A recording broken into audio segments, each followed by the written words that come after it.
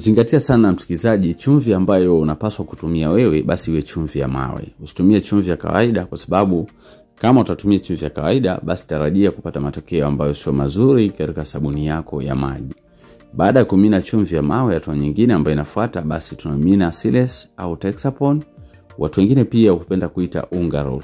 Nakualika sana katika darasa hili la uzalishaji wa sabuni ya maji nzito kabisa. Karibu jifunze ili kwamba na wewe uwe mjasiriamali wa kuzalisha bidhaa zako mwenyewe na kupeleka sokoni. Naitwa Mwalimu Almas kutoka Lodness Enterprises.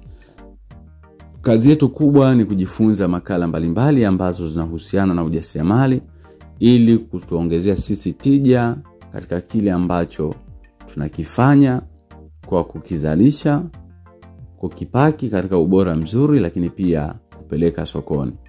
Wakati huo usisahau kuchukua tahadhari wakati wa uzalishaji wa bidhaa hii ya sabuni ya maji. Lazima uvae gloves, lazima pia uvae maski kwa ajili ya tahadhari.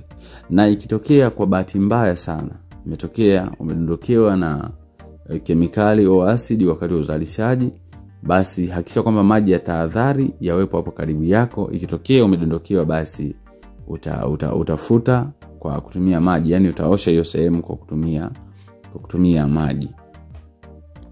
Kama utapenda pia kujifunza zaidi kupitia madarasa yetu, namba zetu tumekuandikia hapo. Kama unapenda kujifunza zaidi, tuna darasa online ambalo linaendelea kwa ajili ya kujifunza vipimo hatua kwa hatua, procedure, miongozo yote, malighafi zilipo.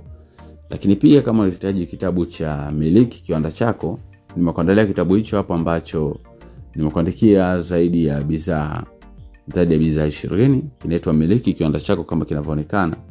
Ukihitaji kujipatia nakala hii basi utanitext WhatsApp na nitakupa maelekezo mazuri zaidi.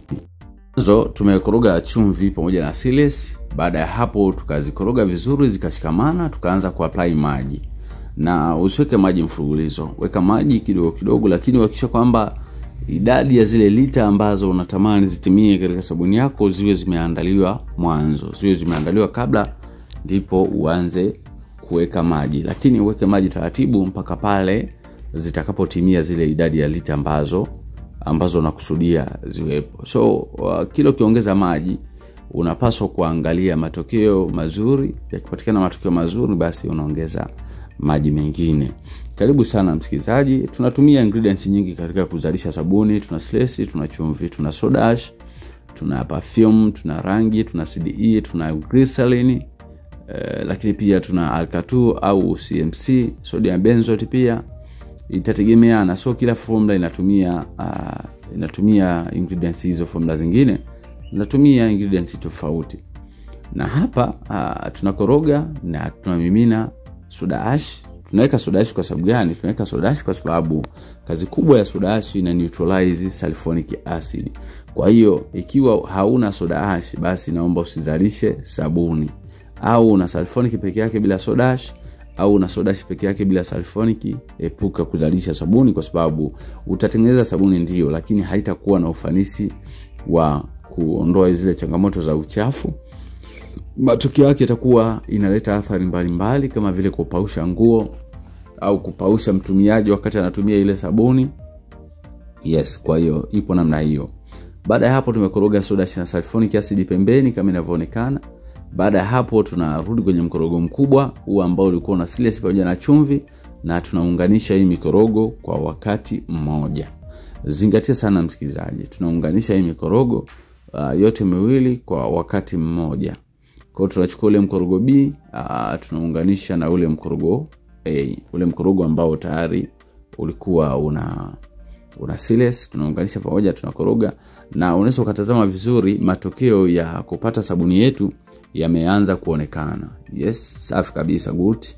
Kwa hiyo hapa tunasuza kile chombo, lakini pia tunaweka maji mengine hapo. Tunataka tukoroge alkatu pembeni. Nataka nikuambie kitu kimoja msikilizaji. Ikiwa utahitaji kutoa sabuni ambayo ina matokeo bora, kama hautapata alkatu katika sehemu uliopo au eneo uliopo, basi naomba utumie CMC. Lakini pamoja na hayo yote, utakapotumia CMC usitumie maji ya baridi, tumia maji ya moto, kwa sababu CMC inaleta changamoto katika kuyeyuka.